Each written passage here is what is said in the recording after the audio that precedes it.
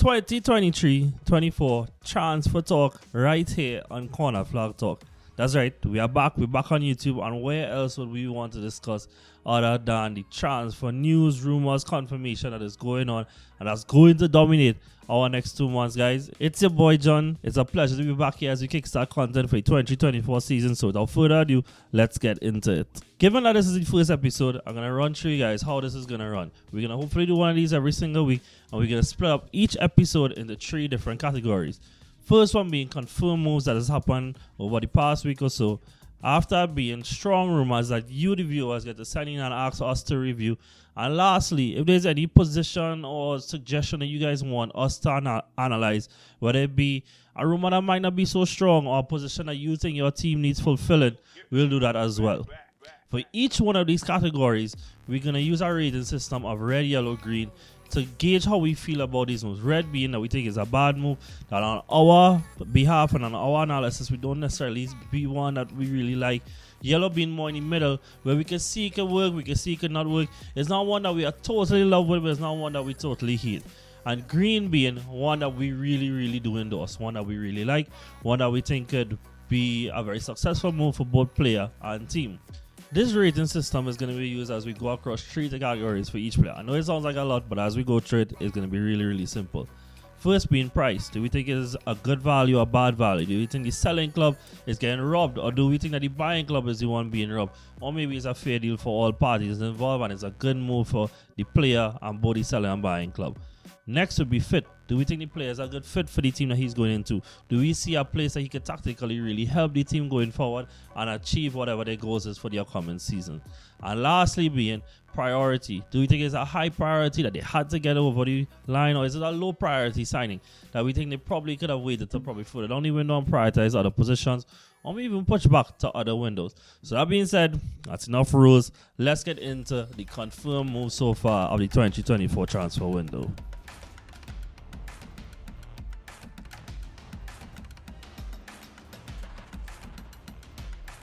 And guys, obviously, way better place where I want to start other than my club, Arsenal. As much as this is called the confirmed target section, I'm still going to include 2 that it seems pretty sure that they're going to happen. Not good that nothing happens to stop them from happening. First of all, being Kai Havertz, his move from Chelsea was confirmed a little while ago. He was actually announced by the club in this past week, and it was 50 million with 15 million in add-ons.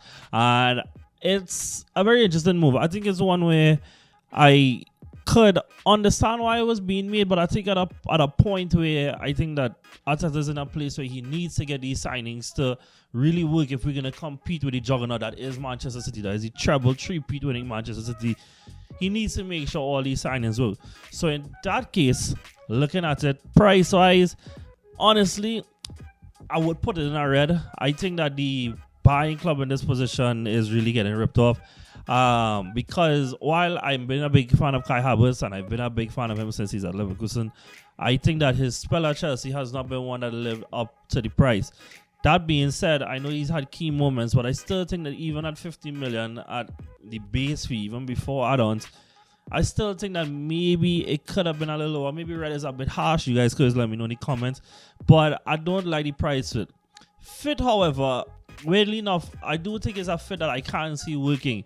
I think this is more dependent on the confidence levels, rather, of the player involved, rather than the fit in itself. I think he's a player that could really thrive in a midfield role for us.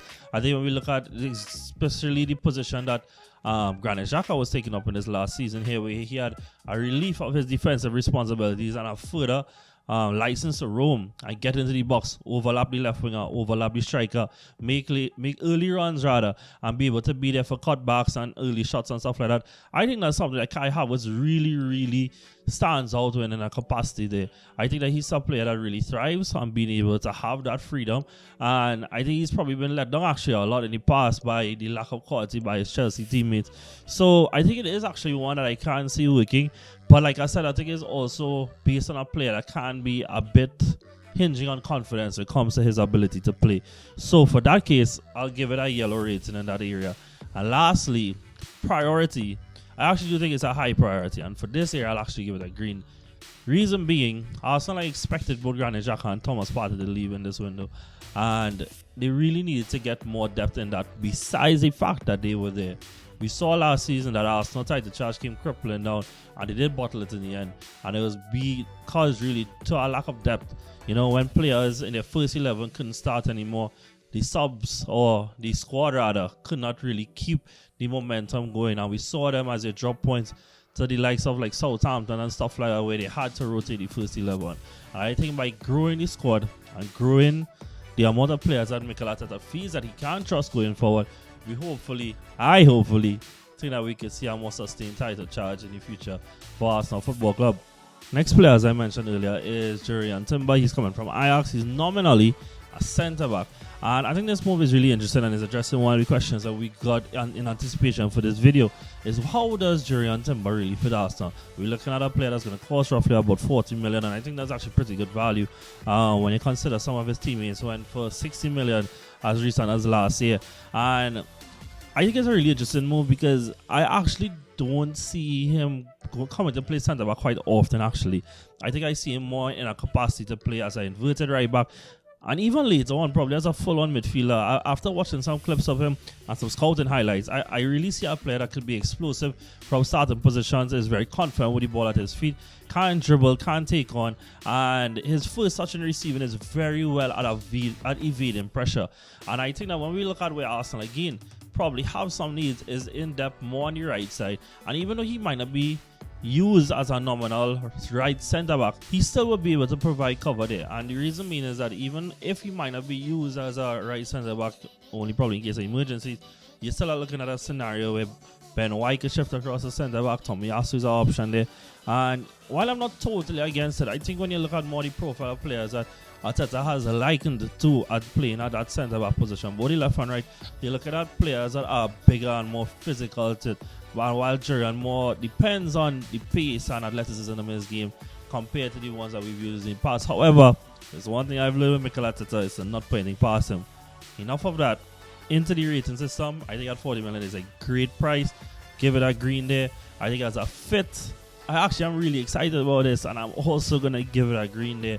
And while it might not have a direct path into the first team, I think that, again, what is Arsenal's prerogative going into this window was increasing the squad that he can trust going forward.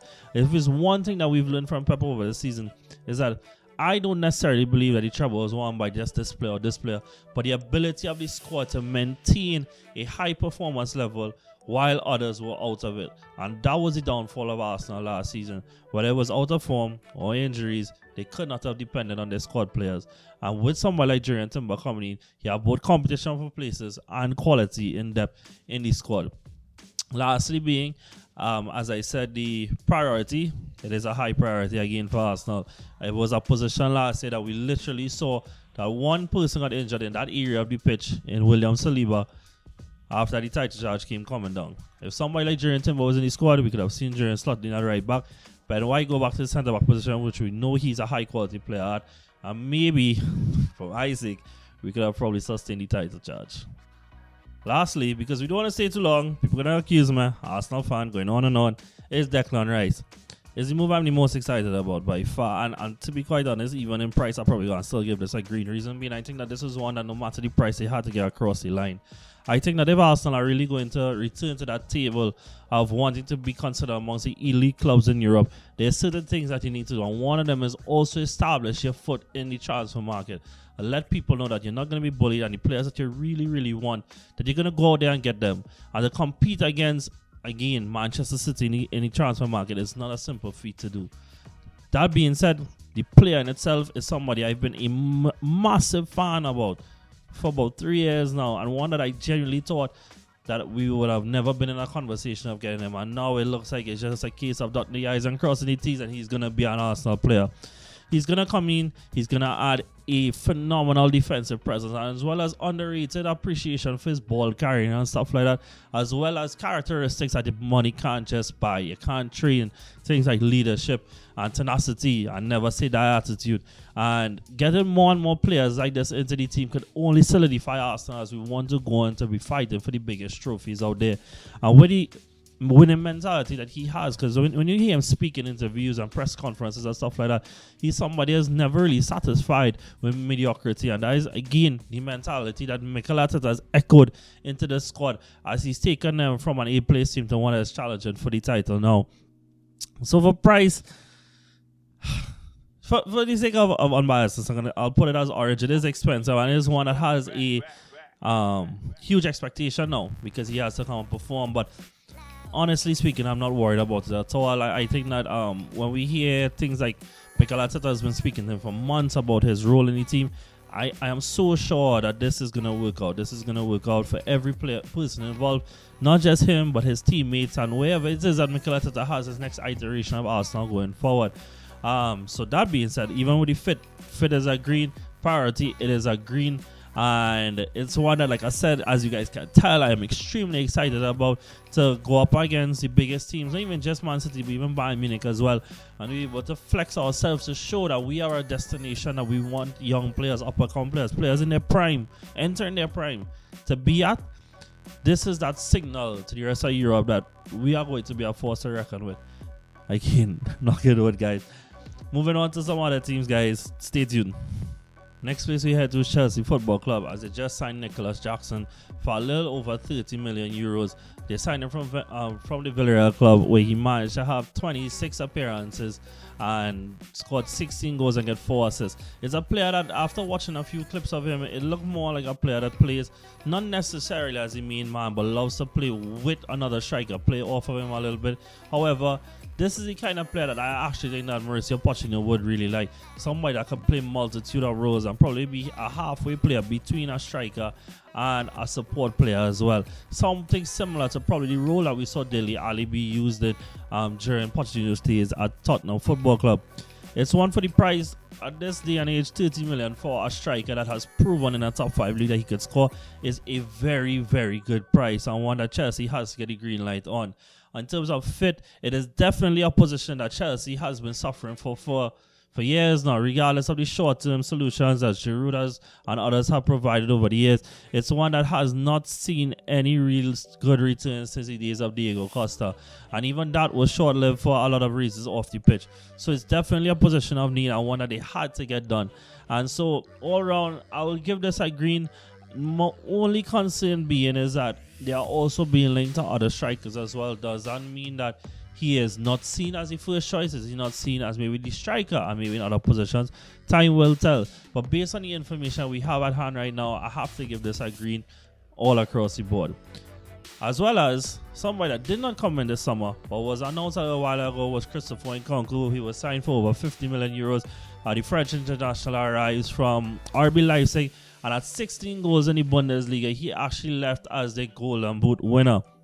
He's also somebody who doesn't want to play really as the nominal 9, play more as a right forward, behind the striker sort of role. But as he evolved from his days at PSG, being a more central midfielder to being a more fluent goal scorer and creator in and closer to the front line, he's really risen to prominence, and is one that I think that Chelsea have to get the most of, especially after a summer where they've lost a lot of creative midfielders, or midfielders rather that were charged with the creative responsibility before and have probably let down the club on more than one occasion. It's somebody again that I can see Mauricio Pochettino liking, and that's the thing with Pochettino, is that he's been somebody that has shown to be very adaptable as a coach. That he doesn't necessarily need to stick to one system and can tweak what he wants to do in order to get the most of his players there.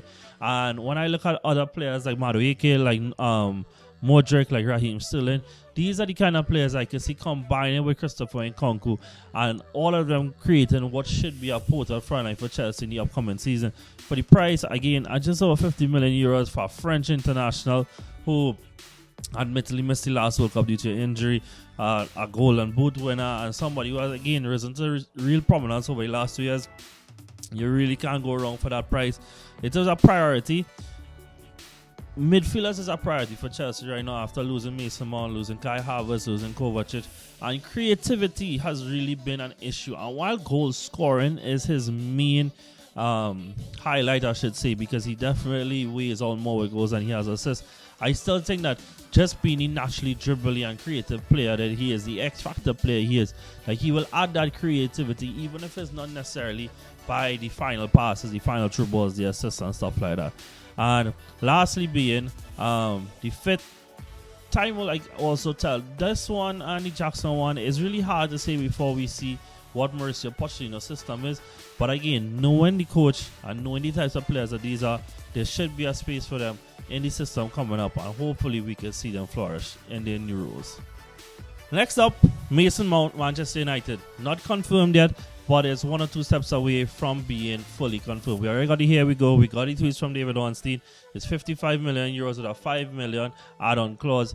And it's one that we have been seeing coming for a little while now. It's a bit of cat and mouse between the two clubs to see what was the best deal they could get. They finalized on 55 million euros with the 5 million add-ons. And we expecting Mason Mount to become a Manchester United player this week. It's one that I feel really conflicted about. One, because I really do like Mason Mount a lot as a player, actually. And it was reported that if it wasn't for the Chelsea-Arsenal London rivalry, that he would have been open to the move. But it's one where I have a little concern over it. One being that I don't necessarily, he's a player that really thrives in the second phase of play. To drop deeper, to be the one to receive the ball with teams pressing on him and be able to help teams play out of the press. Rather, he's a final third player. And they already have one of those in Bruno Fernandes. And what I think the thinking may be is that after seeing Bruno shine in a second phase role, in a deeper role this season, that maybe the plan is to continue using him. But I think that part of the reason that Bruno did actually work in this role is because the team played a lot deeper and they were still allowed to not necessarily be pressed that high up where his flaws may have come out to show. Now, don't get me wrong, and I know viewers of this channel know that I have my views on him. Bruno Fernandes is a phenomenal player, and I think that he's one that, especially in the final, that really shines. And I would have liked a signing that probably allowed him to go back to being a final third player. But if we expecting these other signings that Manchester want to make, a ball-playing keeper to move the line higher up with another centre-back, with another striker to be a little more potent in the goal, we expecting these spaces to close a lot more as they move higher up. And as they move higher up and teams will start to press them a lot more in the first and second phases, I think that they have some players here that would struggle in those parts of the game. And it would be interesting to see how Ten Hag adapts to that if he really does plan to go there. But I mean, with the rumors that we have of players like Andrew Onana being linked to Manchester United, right centre backs being linked left, right, and centre, obviously, most recent one being Kim Min-jae going to Bayern Munich. These kind of tend to lead us towards the kind of thinking that that is what he was aiming towards. And it's one that leaves me, even in the most neutral position, one of a place of concern where's the players that help them play out of the press as they look to compress the pitch a lot more and move the line higher up. Only time will tell. For the price, it's a green. A homegrown player who has shown at the highest level in the Champions League that he can perform at 55 million. I still think it's a very, very good deal involved. I think that United did well to bring them down. And while they didn't bring them down by that much, the 10 to 15 million, whatever it was they brought them down by, is a good step in the right direction as United look to take away from Manchester United tax in the transfer window where teams try to overcharge them. I just said he fit. Like I said, it's one that I'm really concerned about, but I'll still give it an orange. I don't necessarily think it's quite to the point of red, but it's more to the lower end of yellow or orange, rather than closer to the green side. And lastly being the priority. I think a midfield signing was a priority, but probably not this profile. Like I said, it's not one that I think that makes the most sense yet. But at the end of the day, Ten Hag is paid way more than I am to be able to foresee things that I can't see. So I'll still give it a yellow. So overall, that's 2 yellows and a green. Not the worst move in the world. Liverpool Football Club is release clause FC. Alex McAllister was signed for 35 million release clause, or so they said. And Szoboszlai was signed this week as well for $70 million release clause. Apparently, that is where they get their deals done, and fair play to them. That's 2 fantastic players that they've signed there. It's Szoboszlai, you have a player that's a very good final third player that has been let down a lot in end product recently, that he has not crossed 10 goals and assists. in the Bundesliga and has more shown fits of talent rather than sustained end product. However, Jurgen Klopp has taken players like that in the past and turned them into some goal scoring and end product machines. And I think that both these signings really do lean towards a little change in system coming, which I'll talk about just now. With McAllister, you have a player that's comfortable in all phases of the game and really is a jack of all trades and a master of a lot of them actually.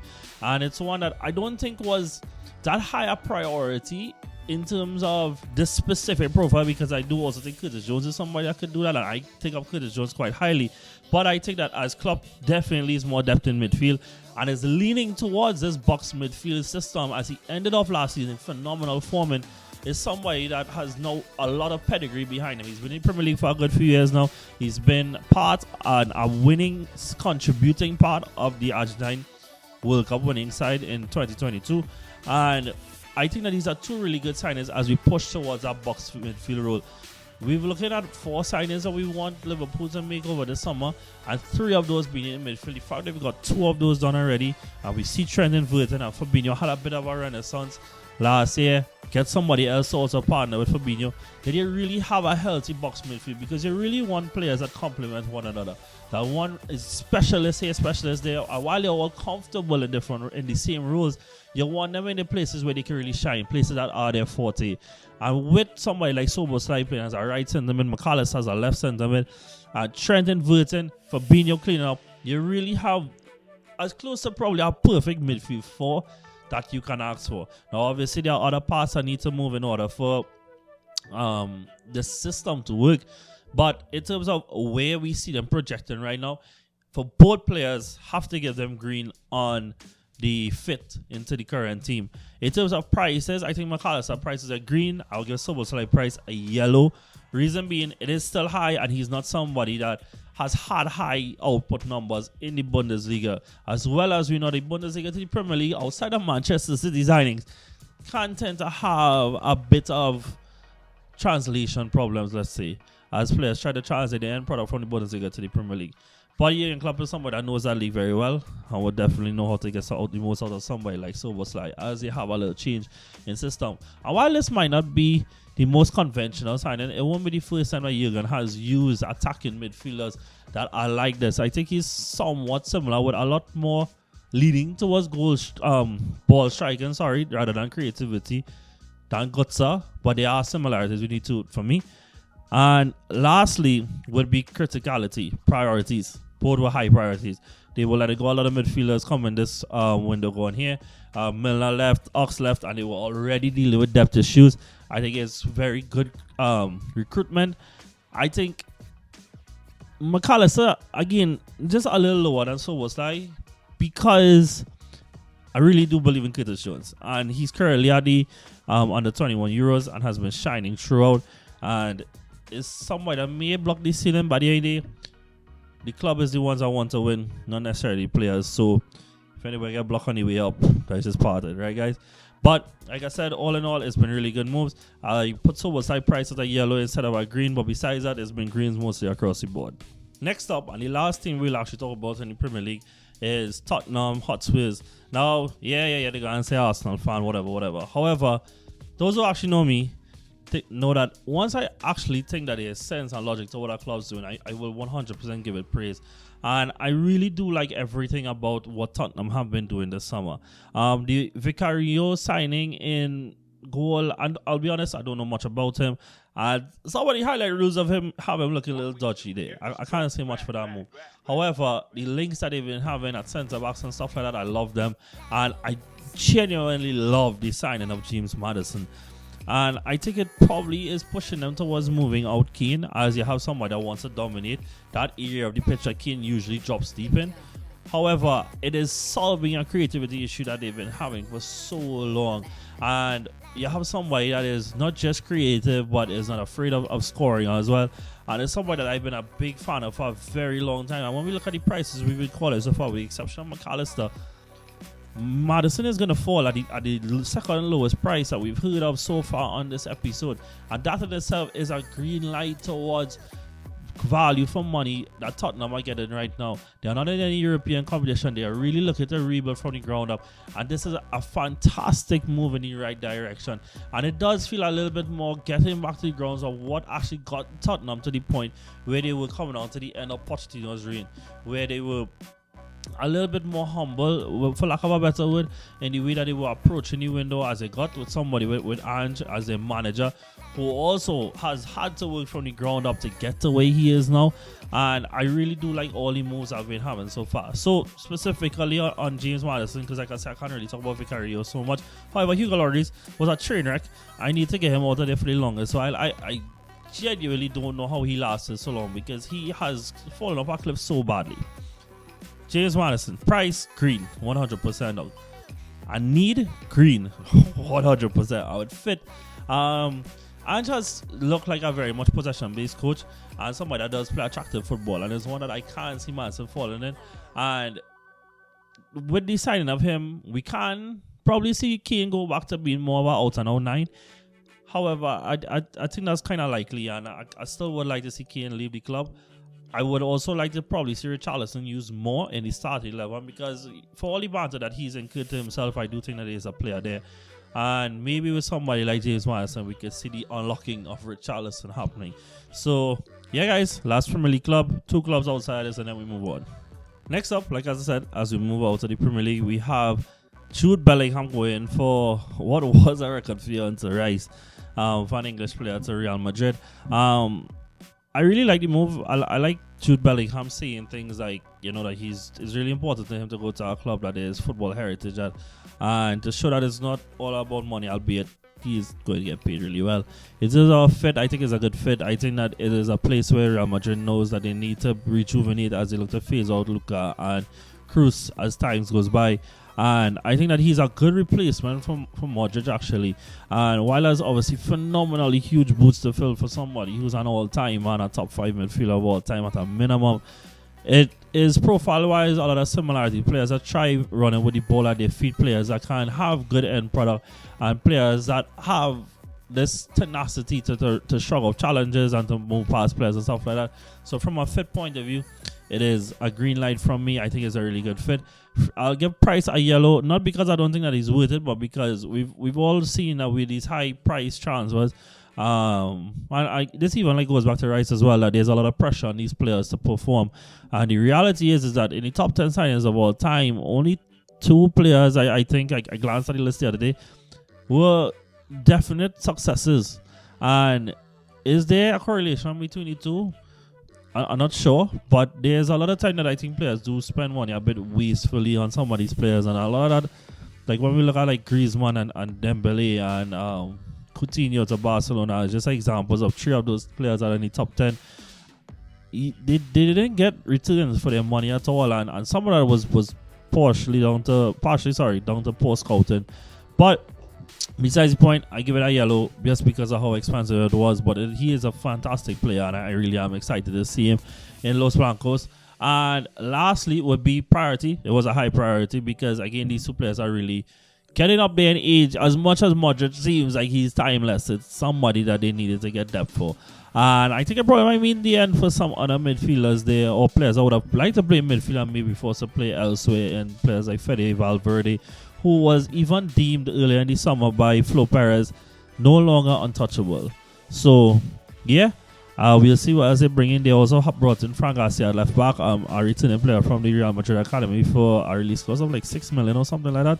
And he was one of the best left backs in the league. He's played in a position that they have needed recruitment in, and Fulham Mendy has been an issue for a while now. I have been using an assortment of other players there, including Camavinga, who's nominally a midfielder. And it is good recruitment. It's somebody that has shown that he's performed in La Liga, and it's good recruitment to also bring in these homegrown players, because I also am somebody that believes that that's a very core part of these big clubs as well. So, good moves all around for Real Madrid so far. Next up is Barcelona. They brought in Inigo Martinez on a free and Gundogan on a free.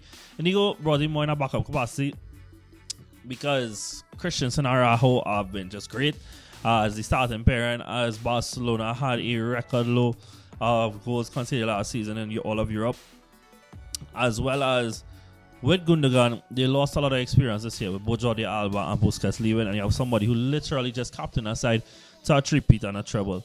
Getting to go to the club that he's wanted to go to since a boy, he is a great fit to bring back that leadership. He has not actually showed that he's been aging in terms of his ability to execute on the field, and is a good technician and example, I guess, to players like Gavi and stuff like that of what they could be molded into. He does not address a specific need for me, so they are going to be harsh and give it a red, but for free you have to give it a green. And in terms of priority, they have needed midfielders, because that was somewhere that when all the injuries started to happen for them last season and the European campaigns in particular derailed, that's kind of where it came from. So I will give that a green as well. But in terms of fit, I think it's more a case of they needed a defensive midfielder, and we've seen that with links to players like Brozovic, who looks to be going off to Saudi Arabia. That is something that they do recognize, but still is a good player to have, a great player to have in the dressing room, a world-class player on his day as well. So yeah, green all around, guys. That's it for the confirm moves section of this pod, or episode rather. Forget we're on YouTube. If there's somebody that I left out that you guys want me to talk about, want the team to talk about, because I won't be here alone all the times, please let us know in the comments, and I will get to them next week on next week's episode.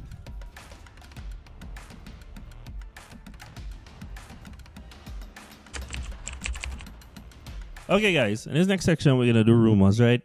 And I'll be honest, I know I made it sound like we're going to go into real depth before, but I don't necessarily want to go into that much depth in case that the transfers do actually materialize and we get to actually go through them properly like we did in the first half of this episode. So, that being said, this was more stuff that you guys sent in and I'm just responding them to. So, first off, we have kudos to Brighton. Love the move. McAllister was being used more as a number 10 last season, and only more injury crisis, he was pushed back deeper. That says that is a role that they want to be using that player in. And Kudos is naturally a number 10. We saw him look pretty good actually at the World Cup, and he has had insane dribble stats in for Ajax in the Eredivisie, and is a player that I think is very exciting. And while McAllister outside the penalty spot did not bring that much end product, that is something that we should be expecting from Mohamed Kudus. So it's a move that I really like. It's a move that I even liked for Arsenal as well, a club that's at the Champions League level. So if we're talking about a club that's at the Europa League level getting him, then by all means, it definitely is a good move. Next up, somebody suggested if Manchester City should replace Gundogan with Ebenezer Eze. Now that sounds weird. It really does. But I looked at the stats a little bit, and they do have similar off-the-ball stats. All the defensive stats are more or less range in the same percentiles. On the ball, however, Eze has a lot more to do in terms of progressive passing that he's had done at Palace if he's to go to 15 at City. However, I think we see two players that are comfortable arriving late at the box and are technically very secure. It's not a move that I think I would have seen if somebody didn't suggest it, but a lot of that progressive passing can also be down to the fact that at the end of the day, he's at Crystal Palace. At Manchester City, it might seem like a weird fit at first, but I think it's one that can be a very much out-of-the-box solution for Pep Guardiola. However, in terms of replacing Gundogan, I kind of have not really liked the links that have been used so far. If I'm being completely honest, I don't necessarily like the Kovacic one. I think that is one that should be viewed as more depth than anything else, because at 30 years old, I think that Kovacic's problem has more been consistency than anything else. That he is someone of the same profile to some extent as Kovacic, but I think that consistency is something that has struggled with a lot. And as he's getting older, is there really time for him to mold that consistency into his game? Maybe, but for how long? I would have liked for somebody more like Florian Wirtz, who again might be known more as a more attacking player. But as we see also that Gundogan was pushed higher up the field this year, why not go for somebody more like that as well? So that's my suggestion. I think that the Eze one is a very much out of the box one that I would still give a yellow to because adaptation and stuff like that. But it's an interesting one, and one that I would have liked to see that reality is we probably wouldn't see at all. Next up, we have Spurs links to centre backs in Van de Ven and Tapsoba. Love them. Love the links. I like the prospect of Van de Ven a lot more than Tapsoba. Reason being, I'm somebody that loves the aesthetics of a left footer centre back and a right footer one. They have a ton of right footers there. quality not really there so much, but they have them. Actually, if it was up to me, I sign both of them and replace whoever's there to begin with. And it does lean into the rebuild that is going on the Ange at Spurs and some moves that I really would like to see happen. I saw links for Spurs that Romero was being asked for by Juventus expeditiously. He's terrible. Nobody can change my opinion of that. He is so poor. He is so rash. He is somebody that has all the athletic ability and no brain on how to use it at all. You got lucky that he was decent in his first season, and he has been terrible. God alone knows how he didn't mess up the World Cup for Argentina.